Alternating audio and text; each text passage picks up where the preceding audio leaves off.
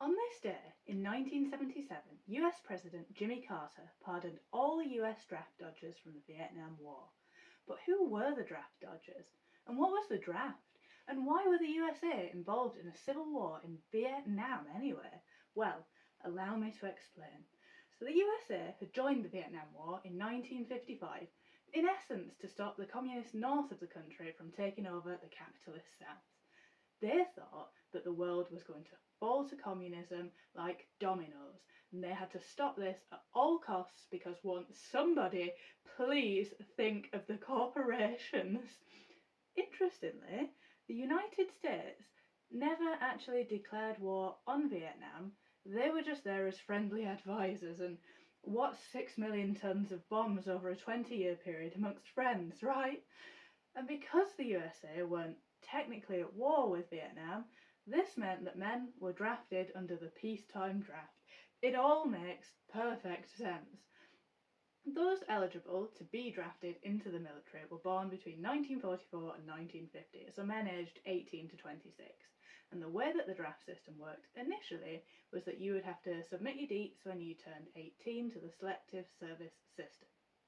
They would pick people at random and evaluate whether they could send you to war. You could be exempt for any number of reasons, like if you were not physically or mentally fit, or if you were in university. But these boards were made up of local community members, so people who had the right connections could have a little chat and get their friend or their son out of service. To avoid this happening and make things fairer, the government introduced the draft lottery, which began on the 1st of December 1969, just in time for Christmas. Never one to miss an opportunity for content creation, the lottery was of course televised. 366 blue plastic capsules, each with a date of the year, were drawn out of a glass jar by hand to randomly determine the order of call-up. The first date drawn was the 14th of September, and the earlier that your date of birth was drawn, the more likely you were to be drafted. Only about 25% of the serving military were made up of conscripts, which I guess does make sense, as an entirely conscript military would be absolute chaos.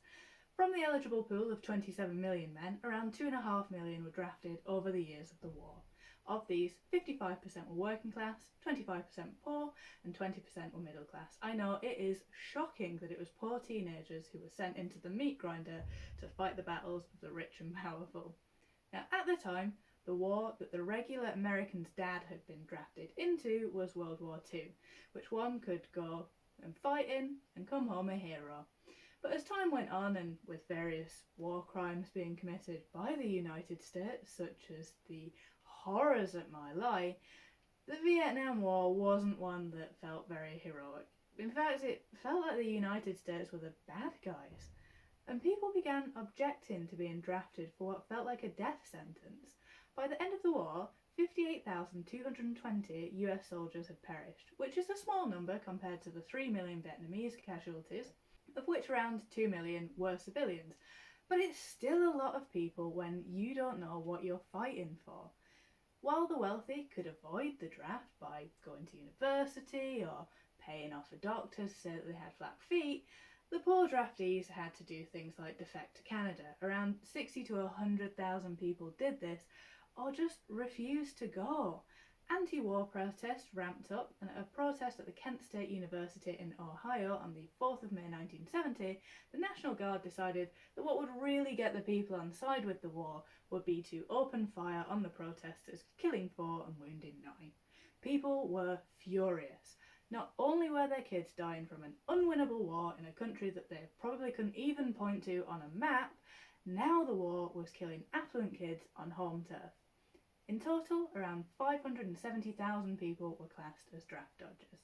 8,750 were convicted, 3,250 were jailed, and about 40 people were convicted of burning their draft cards.